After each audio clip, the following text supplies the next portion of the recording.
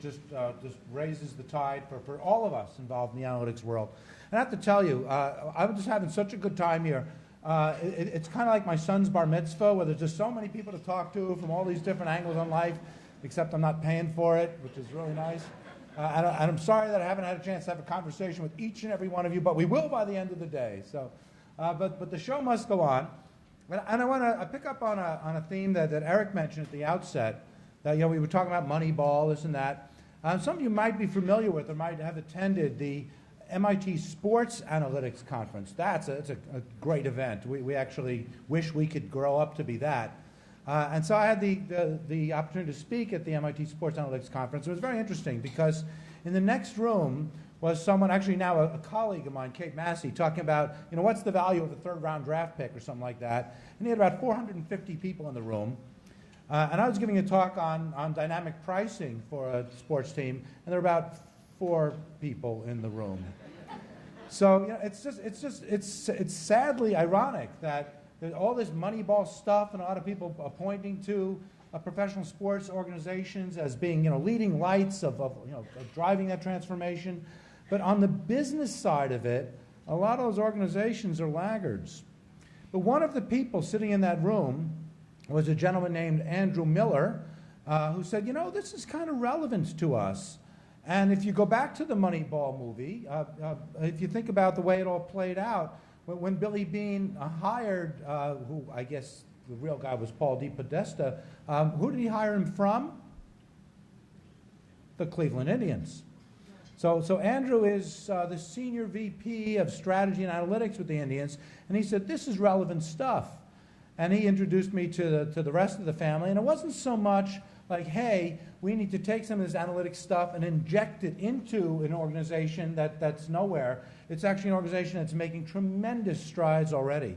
So I will take absolutely no credit for what you're about to see from Alex King and Gabe Gershenfeld, but it just shows that an organization really can break out of the pack and do just a wide variety of different kinds of analytics activities. I mean, as corny as it sounds, it is woven into the DNA of the Cleveland Indians.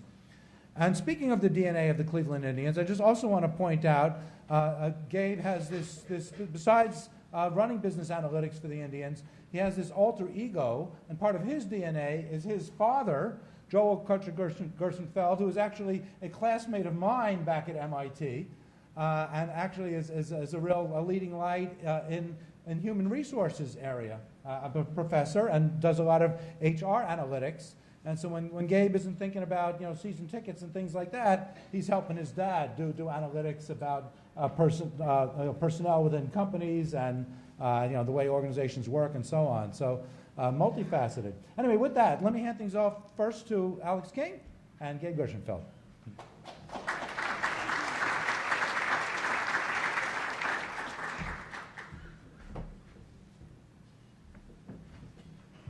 Okay, we're going to spend some time together after everyone's lunch is hopefully digested and we're fueled up with coffee. We're going to talk a little bit about driving season ticket sales and what that looks like for us, how we've used analytics to help with that.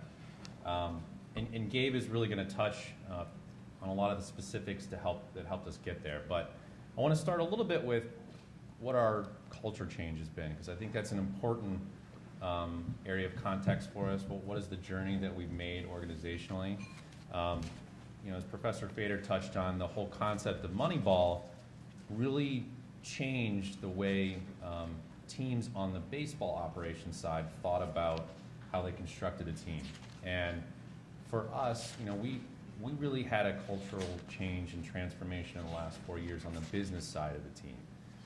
And that really started about 4 years ago when Mark Shapiro, our president now, was the general manager. And when he made that change from general manager to president, he oversaw both the baseball side and the business operations. And what he really wanted to do was institute a lot of these data-driven, analytics-based decision-making from the baseball side into the business side. And we weren't there yet. We had a lot of great folks that had a lot of really good institutional knowledge. We probably made a lot of pretty good decisions, but we felt like we could get a lot more precise in those decisions.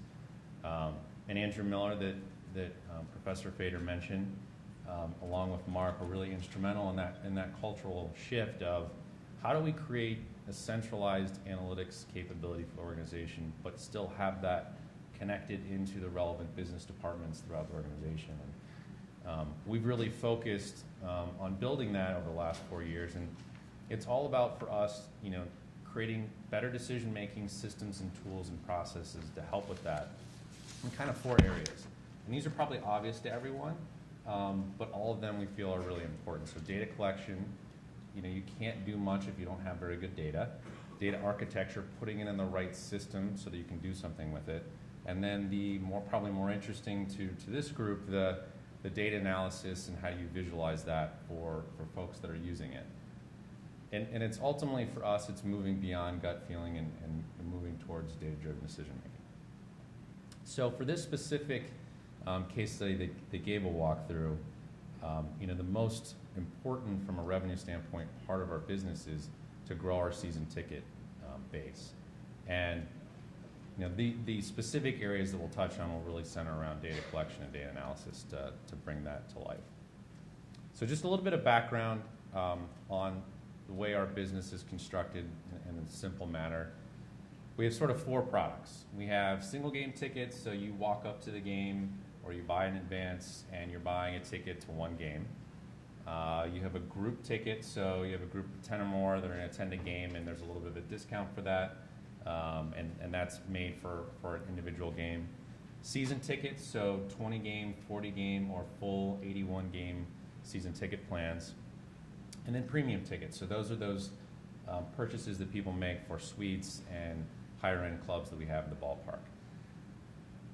We've spent a lot of time as sort of the low-hanging fruit trying to improve our analytics in our go-to-market for single game tickets. So that's a mass-marketed B2C business model that we've spent a lot of time because we felt like we had some pretty near-term upside. So we've invested in things like dynamic pricing, market mix modeling, some things that would help us get much more precise about what's the best use of our spend to grow that business. And we've had pretty good success. We've grown our revenue year over year about 50% on that part of the business. Season tickets are a little bit more challenging, and you'll see why. But that's sort of the next phase of where we want to go. And it's a different model. It's B2B. It's more of a direct sales approach, so it's a very different go-to-market strategy. So this is a little bit of background of what has been the trend in our seasons business. And that if you look on the vertical axis, I've sort of hidden the absolute figures, but this is the full season equivalent. So the number of full season plans that we had in the mid-90s and then where we're at today. And I'll say, so obviously this is not a very good trend. It's the obvious. I will say that sort of where we're at today, we're actually pretty close to markets that are comparable to us. We're never going to be the same as the Yankees, the Red Sox, the Dodgers, just because those markets, in terms of the number of people, the demographics, are just so much different than Cleveland. But in terms of our comparable markets, we're actually, where we're at today is pretty similar. So there's been a sort of industry downward trend. The reason this looks so dramatic is because of how high we were in the 90s, and I'll talk about why that is. So the 90s was what we call a perfect storm. So there was this confluence of events that happened in the 90s that probably aren't going to be repeated again. So, right, they were a renaissance in Cleveland economically. There was a new ballpark, which we've seen has a growth rate of 20+% on average as new ballparks are integrated into teams. And we had a fan base that hadn't won in 40+ years. And oh, by the way, the Browns had left town and the Cavs also were struggling. So we had this very hungry fan base that led to, 8 years in the playoffs, 2 World Series appearances, and that really fueled the growth. It was all those things together that fueled the growth, but the reality is it wasn't sustainable. It wasn't an approach and a strategy that we could sustain over time. And the party ended. The party ended in the beginning part of 2000 for a variety of different reasons. There was if you sort of take each of those 3 things that really led to the 90s and look at what happened in 2000, we had a significant economic downturn. You know, one of the biggest changes in poverty in the decade of the 2000s across the U.S., a big population decline, football return to Cleveland, and that roster that had been young and was growing and performing so well was aging and really expensive. So we changed a lot of that on the baseball side, and that all of those factors led to a very different reality of what our season ticket base is today, and we want to change that. We want to use analytics to help change that. So the good news and the reality of finding our season ticket holders is once we find them and retain them and they're loyal customers, they're extremely valuable for us. They are our most valuable segment of those 4 products by far, but they're like finding a needle in the haystack. And we don't have a great, at least up until this point, didn't have a great way to find them, to target them, to predict who's likely to become a season ticket holder. You know, we would look at lapsed season ticket holders, and we had a list that we would call. And the sales approach was, how do we just find as many people as we can, and it's about quantity. And what we're trying to turn it towards, and this model is flip that. So right now, up until this point in the analysis that Gabe did, is we spend most of our time prospecting. So 80% of our time prospecting, 20% of our time actually selling. So we get someone who we think is actually interested. We're worried about the next call versus actually trying to make a compelling sales proposition. So we want to flip that. We want to make it so that we actually can predict in a much more reliable, accurate fashion. So we're spending the time with the right people, and we can actually sell them benefits and features about our products that will lead to a lot more revenue. So, you know, this process started with a lot of questions, and Gabe will walk through the approach that we had. You know, it's all the things that we've talked about. It's, you know, what are the things that are going to make them unique? How do we efficiently find them? If we've got limited resources, how do we efficiently find those folks? And then how could we predict the level of spend so that we know what not only their capacity is to spend, but also what product are they likely to buy if we've got different products before we even get on the call. So we're not trying to figure that out on the fly during the call. We can actually have a better way to determine that before we get on the call. So I'm going to turn it over to Gabe. He's going to walk through a lot of the specifics.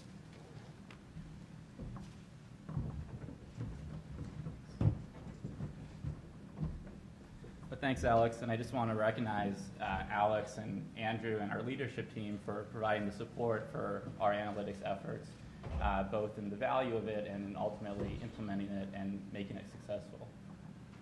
So starting with what our prospector and renewal models, it's similar to some of the content we've heard today already. For us, from a season ticket perspective, there are 2 approaches of prospecting and renewals. As the name implies, it's attracting new season ticket holders versus retaining current season ticket holders.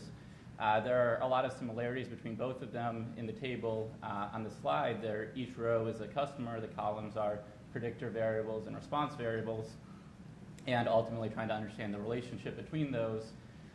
In a prospector model, the outcome of how you implement it is different, but both of them are built off of similar data sets. So for us, when we talk about season ticket holder level analysis, the focus of today's talk is on prospecting, but it applies to a lot of the different types of customer analysis that we currently use and will use going forward. So there are 3 response variables that we're looking at. Just very briefly, priority is likelihood to purchase, where that orange bar is everyone we contacted but did not buy. The small blue slice on the left are the people who did buy. And so it's trying to understand who are those who bought, and then looking at capacity of those who bought, how much can you expect them to spend? That's the distribution of spend. A lot of people spent less for season tickets, but those who spent more had a variety of spend.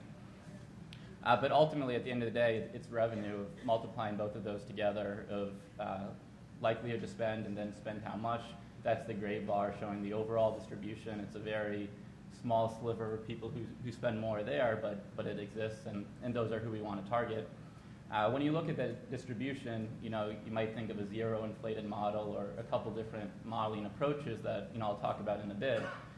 But for us, it was kind of breaking out the priority model and the capacity model separately and trying to understand those characteristics and then put them together later on. And so a little bit more background, too, about our prospecting efforts. We worked with a third party a couple years ago who built similar models and trying to predict how our season tickets did. The chart here shows some of the performance. Again, the three response variables I just mentioned, where the x-axis is their score of them on 1 through 5 stars, 5-star being a better lead. The colors show two different years that they scored. And so you see with the colors that there's some variability. You want to reduce variability to improve a model. And you would expect the trend to be upwards of higher star leads were better leads historically, and that's generally true, but clearly not always the case, where on average 2-star leads were better than 3 stars in certain years.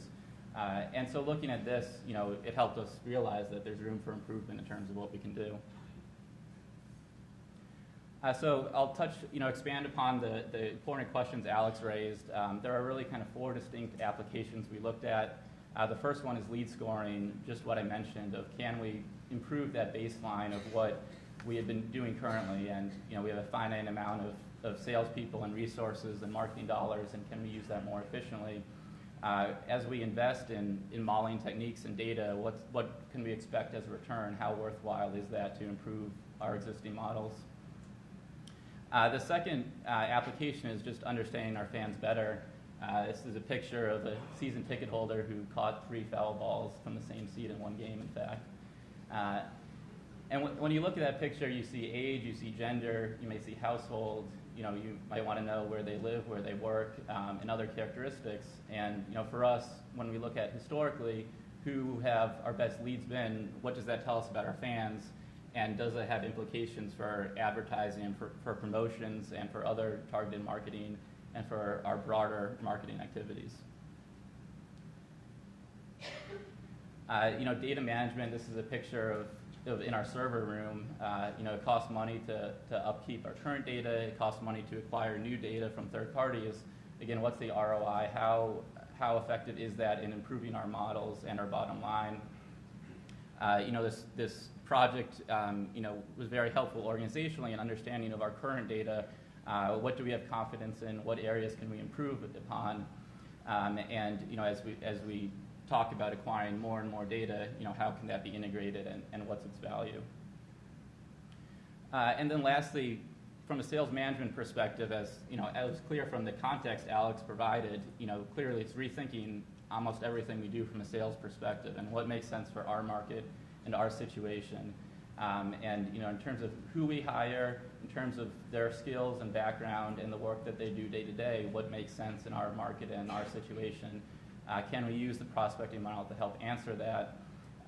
When you look at more granular CRM data, you can get into the level of specific personnel and sales tactics and really kind of break down of what approaches have been successful in the past and what techniques do we want to look at moving forward. So a little more background on the data aspect. For us, at the end of the day, for this project, like any model, garbage in, garbage out, it's only as good as what we look at. When putting this together, we ultimately had about 50,000 customers we looked at and about 500 or so predictor variables, so maybe it's a little bit smaller data, but for us, it was building in our database tables and views and stored procedures that centralize this and was the foundation for this analysis, but is also the foundation for future analysis of organizing in a way that's helpful for these types of applications. This is just some of our historical data availability at a customer level. The columns are years. You see over time in general, we've done a better job of getting more and more data. The key thing to emphasize is this is at a customer level where, for example, in 2010, we might have known how many total single game tickets we sold online, but we can't track that back to an individual customer of when they bought again and did they buy the next year. And so as we have these data discussions, it's recognizing that where can we get customer level when possible. Another important aspect of the analysis was the data population of who we build the data set off of. A lot of the previous models we've seen and that our third party used only used historical data of people who actually bought season tickets. And they were essentially measuring who bought, who paid more, who went to more games, when the question we're trying to answer is who's overall the best lead. And so to answer that, you need to know the people who did not buy, who are, again, could be just as valuable as the people who did buy. That's where some of the CRM data comes in, of being able to match that up. This Venn diagram shows the green circle on the bottom are our new season ticket holder buyers. Blue on the left are people we contacted in CRM. The yellow on the upper right, it's a little hard to read, but it's the people who are scored by the third party. So ultimately, it's trying to take the most relevant subset of this data and keep track of the people we contacted but did not buy to help build the model. And so just a little bit more breakdown of the actual data sets we used. We would have loved to look at everything, but just didn't have the server space and computing power to do everyone all at once. So it's trying to split out the most relevant subsets of people who were contacted both ways and who we thought were historical leads to build the model.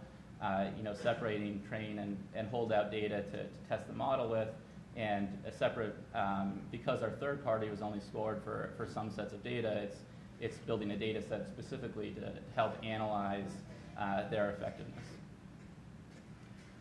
One unique aspect of the data we had, which is a credit to MLB Advanced Media and the data we can track at email levels, our email responses of when you get an email, one of those 5 actions you take, or no action of an email being unread. And again, it's recognizing the value of it at a customer level, where the top chart is aggregate data of how many emails we sent in a month, where the colors are content. This is over 4 years. You can see some seasonal patterns of in season sending more emails of a different type. The bottom chart is, again, at a customer level. For a customer, how many emails did that one person receive in 2013? And you see most people only receive 1 email all the way at the left, but you see kind of 3 distinct clusters of people on different email lists. And it's, again, being able to recognize that and group them at the customer level analysis to help with that. Another aspect of our analysis that is somewhat unique is looking at, we're a Ticketmaster client and looking at their live analytics data product, which has 2 components. The first is pretty standard Acxiom data. The second one is what they call live analytics events data. Of if you purchase a ticket with credit card at an Indians game, they can track if you also purchased a ticket at a football stadium or a concert that was a Ticketmaster venue. And again, it's anonymized to a certain level, but for us, it's more information on the buyer. It's closer to a share of wallet measurement, and it's more information on their buying patterns. And again, it's a product that costs money, and for us as an organization, the question again is how much value is in there. So moving to the modeling aspect of it, again, it's largely a function of the data we have and the business questions we're trying to answer. The first step we looked at was just some very exploratory analysis of looking at one-to-one relationships among variables. This chart here looks at email domain, where the columns are where a customer's email address ended. The height of the bar shows how many historical accounts we had. The color shows what their average historical spend was. On the left, you see edu, net, org being not as good season ticket holder leads. The big green one in the middle is an email address that ended in .com that was not AOL, Yahoo, or Gmail. And this is pretty confirmatory for us in that those are business clients who are better leads and are people worth contacting more so. And Gmail is better than Yahoo and AOL, and being able to realize that there's some value in some very basic information. And when we went through this analysis, it was documenting a lot of these one-to-one relationships as a reference for when people ask questions about where do we want to target and who, and kids and household, and type of car people drive, and all of those characteristics. It's having the data on hand to help quickly look up some of those patterns. And this is just another example by geography. Of the left are our lead instances of where more of our records come from, and the right are the average spend. And the zip code that's a little further away from Cleveland on the left that had a high spend was, helped us recognize some data quality errors. When we look on the right, it again was generally helpful, confirmatory in identifying patterns we knew and to be able to describe it more quantitatively. So when it came to building models, we want to have references and baselines of ultimately how much more of an improvement something is. There are really kind of 4 baseline models we had. The first is just a fixed average of essentially ranking everyone completely random and assuming they'll spend what they spent before. The second is looking just at last year's. So as Alex said, we had historically scored by how recently someone had stopped being a season ticket holder and kind of ignored single game buyers. The question is how good of a baseline was that? We also had help with building a clustering and logistic model, which had been used across other teams and was a more advanced perspective and a baseline for us to compare against. Our third party had random forests and support vector machines, but again was built off a different set of data and somewhat of a black box, and trying to understand how that performed. So a little bit more detail on kind of the 2-stage approach, as I mentioned, looking at priority and capacity, kind of separate models for each. In some ways, it could be viewed as a consideration and a choice stage of buying a ticket, and then if yes, how much could you be expected to spend. One aspect of building the model too was trying to build different models with different sets of data available to try to tease out and isolate how valuable is that data when we add different sets of live analytics demographics and live analytics events data in terms of trying to recognize the improvement it gave to the model. And so just a little bit more, this is an example of the decision tree we used for the priority, where it's a simplified example, but the first node in the upper left is where you're a season ticket holder. If at a certain level, if not, then you're in one bucket. If yes, then you're, it's asking questions on email open rates and what you spent before to help, put you in the appropriate bucket. And this was something that, again, the full model is more complex, but as you talk through these questions with salespeople, it builds buy-in and support in terms of how it's working, and they're nodding their head that, yeah, it makes sense that this person is better than that, and it helps build confidence in terms of what we're doing. And of course, with a ton of variables, potential predictor variables, a decision tree is helpful in understanding the interactions between a lot of those variables we expect to be correlated. And we also used a rule-based model, which is similar to decision tree, essentially with a regression at the end of each leaf at the bottom of the tree, saying if you fit into these characteristics, then run this regression. If not, then run this other one. And that performed very well for us. And we looked at random forests and some other approaches, but it didn't quite work quite as well out of sample for us. And then kind of going back to the fan understanding perspective, again, I'm not getting into the details of the specific variables that were important, but this is a structure we use for helping to identify what was important for both, where the rows are the variables that were used in the final model. The first set of columns is priority, likelihood to purchase. The second set is capacity, likelihood to spend more. And so it's an at-a-glance view of which are the variables that matter for both, which variables may matter for one, not another, and it helps us in looking at that information a little more detailed. So, when measuring the business impact, I'll back up a second and also say that for us, this has been a very recent and ongoing project where, we're really kind of in the middle of implementing it and answering some of those broader questions we had.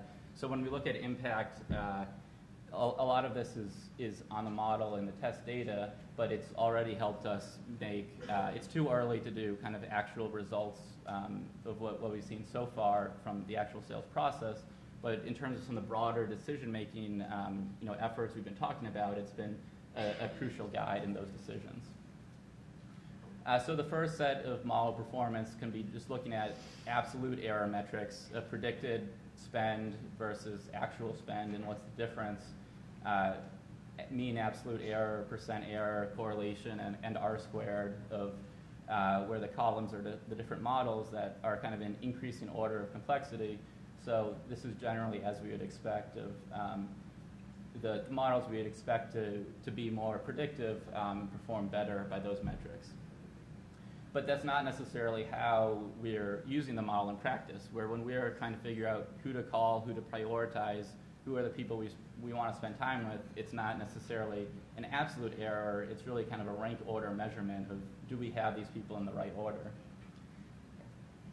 And so we use a lift chart to help analyze that, which is more common in the direct marketing world, where the x-axis is our accounts ordered by where the model puts them out. The y-axis is cumulative spend, where the 45-degree dashed diagonal line is completely random. If you're putting everyone in a random order, for each person, their cumulative increase would follow a 45-degree angle. The red line to the very upper left is the actual results, where again we have a very small portion of our customers who bought, but a lot of people who didn't. And so the top 2% of accounts represent 100% of our spend, roughly. And then the other colors show the different models, where a better model is further in the upper left quadrant of that chart. And again, I won't go into the details necessarily of model by model, but it's a similar pattern to what we had seen from the absolute error metrics. It helps us in more detail recognize that the models may be pretty similar for the first 10% of accounts, 12% of accounts, but there's more separation, more lift when you expand beyond that. And so this was also an important measure in answering the sales structure and sales management question of how many people should we contact, how proactively should we be calling a volume versus quality, of what, if you draw a vertical line down here, how far out do we want to reach and what's the best use of our resources. And so here's just a table showing kind of those results where this is turning those that lift chart into revenue relative to different benchmarks for examples of groups of number of people we think we would call. So we can see that the third party we used in the past was better than being completely random.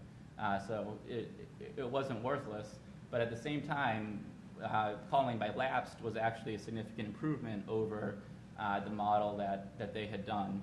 And again, I think a lot of that is due to the data population that was used rather than methodology, perhaps. And then the last three, or the third and the fourth rows, show the value of the different data. As we add different data, you can see really what that comes out to on a percentage increase and revenue increase to help us make those data purchasing and data storage decisions about what's valuable. And then ultimately at the bottom line, it was a very significant revenue increase for us that was shown in the model. There's certainly a lot of variability here, but directionally it was an approach that people felt confident in and recognizing that there is value in trying to improve what we're doing. This is also a key takeaway chart where we scored all of our 730,000 roughly or so accounts we've had in the past, and this just shows them ranked from highest expected spend to least. And the y-axis is predicted revenue, and that's on a logarithmic scale. So it's really a huge gap between the very top sliver of people who we really want to prioritize and everyone else. And this generally reflects, of course, the historical data we have, but it was really crucial in those sales management decisions of for those very top people, how do we want to sell to them versus everyone else, and how far out is it worthwhile for us to go in terms of who we want to contact, given the resources we have, and again, how many resources should we have to make it, to be beneficial for us. So just as a little bit of a recap and kind of tying back to those 4 applications and guiding questions, lead scoring, feeling confident and be able to understand that. For fan understanding, it's documentation and reference on what's valuable. For data management, it's a part of a larger conversation on our IT needs and our applications, but it's being able to justify why we're asking for certain things and to show its return. For department structure, it's really rethinking the telemarketing approach we've had in the past and to what are the skills we want from our salespeople, what are the relationships they should have, the time on selling versus prospecting, and what should we expect from that. For our CRM efforts, it's a longer talk, but it's recognizing where it was helpful for us in the past and how it can be improved, and building some confidence and organizational capability in that how we can use some of the data if it's filled in a way that's helpful for us, and recognizing that that we can use it for our different applications. So thanks for your time. Overall, this is helping to increase our value for the fans and for the organization, and to be able to invest back into our on-field product. So I hope this was helpful, and thanks for your time.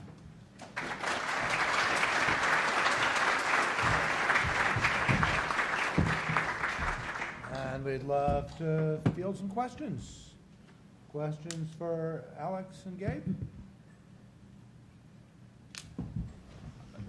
I'm curious, and this is just a personal, tactical interest.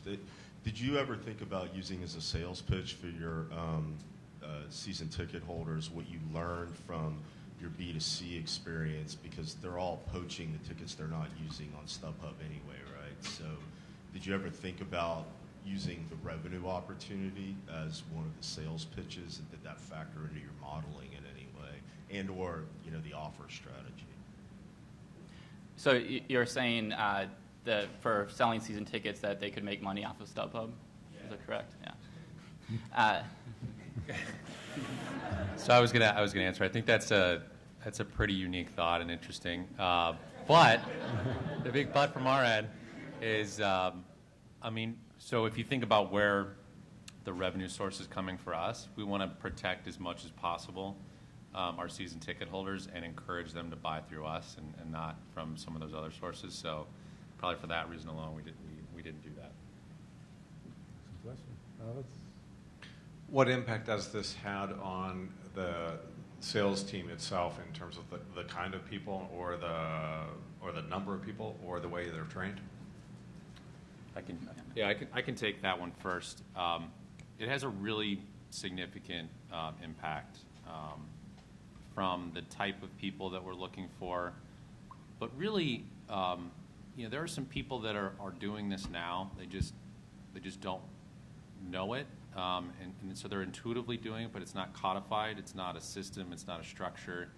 So for us, it's about finding those best people in our sales organization, working with them in tandem so that we're getting their input on the front end. They feel part of the process, bought in, and then creating a system and a structure so that when we're training our other folks, they can learn how to sell the way that the best people are selling. And then for them, it's about, okay, tell me why I should care about this. What's going to be in it for me? And showing them, and that's the difficult part of, it's not about the number of people you can call, because that actually hasn't been working that well. Let's talk about how this can work in a way that's positive for you, so that you're making better calls with the right people. And that's probably with a live sample, right? So you get a small live sample of people who are doing that, showing them the results, and then rolling that out to a larger group of people so they can actually see how it's going to benefit them. Back to this side. Len? So, Alex, when you were setting up the general business context and sort of why the Cleveland Indians fell off the cliff, if you will, if I'm a fan and I'm not a deep season ticket type fan, part of the reason I might buy a season ticket is so that I can have a ticket for the playoffs. And so part of it is an expectation of the of the performance of the team. And so that's sort of a macro, I'll call it a macro variable. And so the question that always comes up in modeling is how much do you put in to the macro variables versus the sort of the individual variables? And so did you guys wrestle with that problem, and how did you come down with that?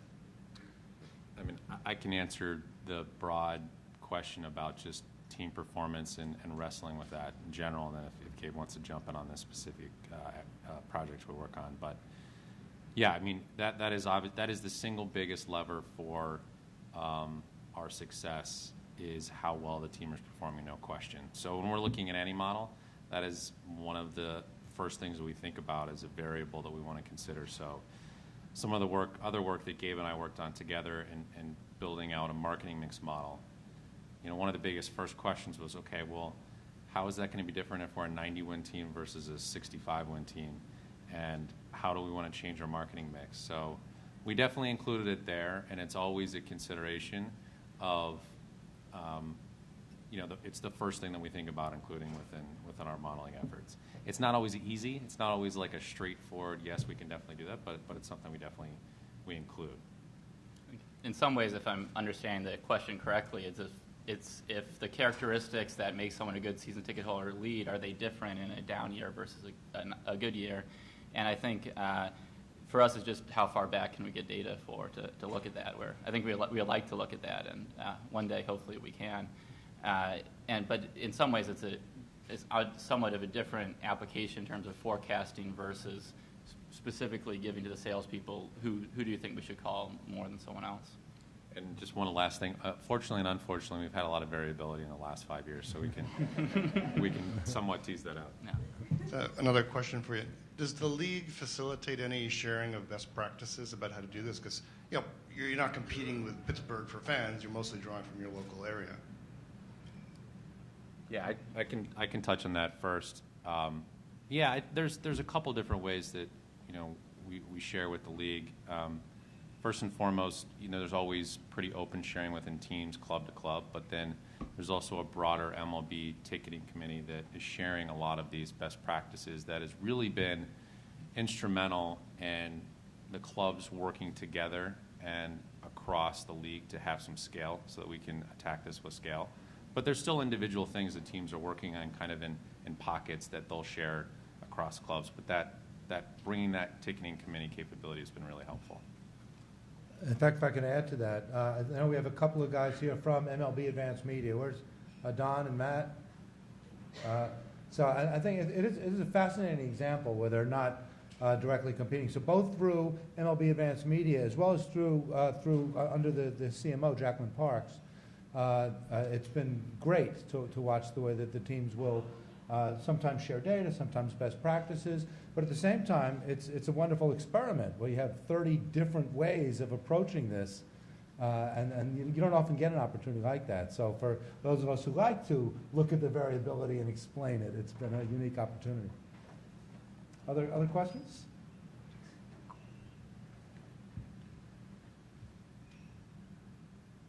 I was just curious on the tracking of your members and their season ticket usage.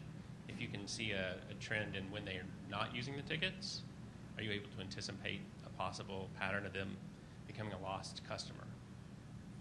Yeah, absolutely, and that's part of the renewal model, which would have a kind of similar structure to the prospecting analysis we had here. But for that, absolutely no-show rates. For us has been a very strong predictor, and that's been pretty consistent across other teams and organizations. Mm-hmm. Yeah.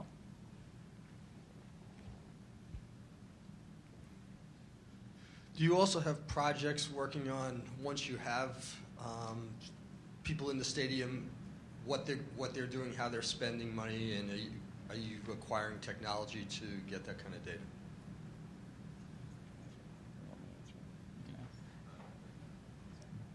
Yeah, I think we are. We're always looking to find that complete picture of the customer. So MLB broadly is trying to determine how we can get people towards purchasing digital tickets, so electronic tickets, so that we can we can track not only if they're coming, and how often, but like where are they sending their tickets versus I'm buying a paper ticket and I just hand it to somebody and we don't know who you are. So that's first and foremost, and then creating a loyalty platform so that you can look at holistically across ticketing, food and beverage, and merchandise. Where are they spending their money? What are those trends? How can we evaluate that? I would say we've started it. We haven't completely figured that out, but a lot of teams are putting investment behind that. So all of that could be helpful potential predictor variables in that model and the models we do, as well as channels for targeted marketing and offers that we can be more specific and individual about. Time for another quick question or two? Mm-hmm.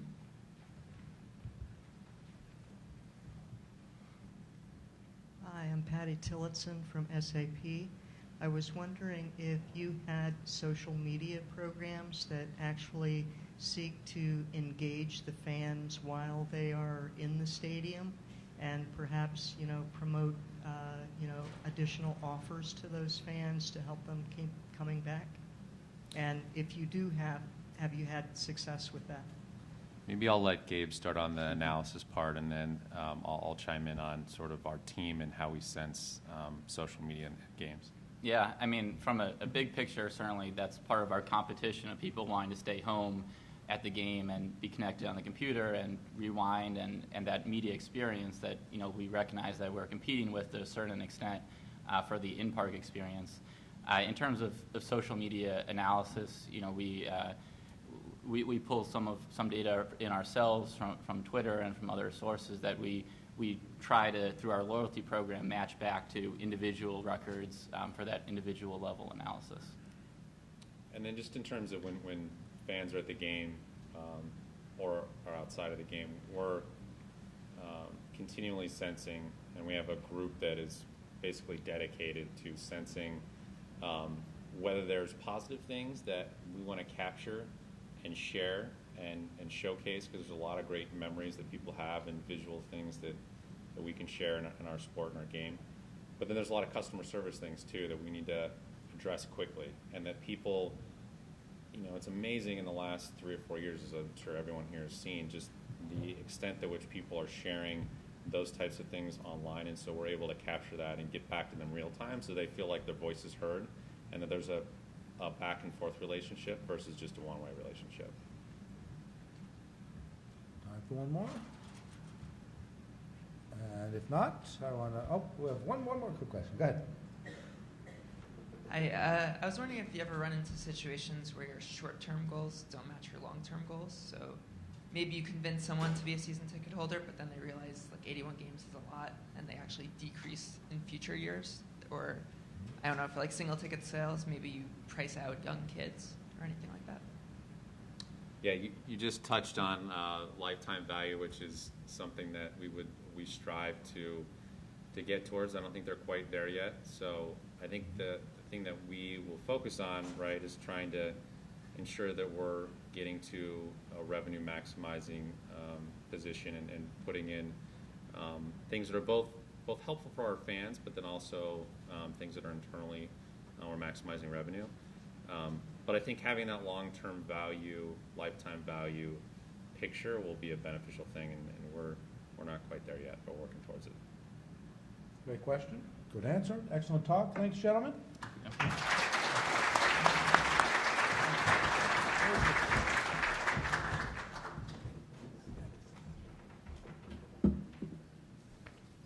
And are we going right to, Richard Gabe and Alex.